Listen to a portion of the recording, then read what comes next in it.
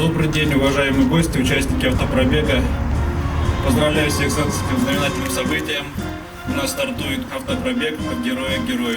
Первый президент Чеченской Республики, герой России Ахмад Хаджи Кадыров и герой Советского Союза Хан-Паша Нуродилов, являясь истинными патриотами своего Отечества и достойными примером для подрастающего поколения. Поздравляем всех с наступающим праздником Великой Победы, а участникам автопробегов добрый путь. Спасибо.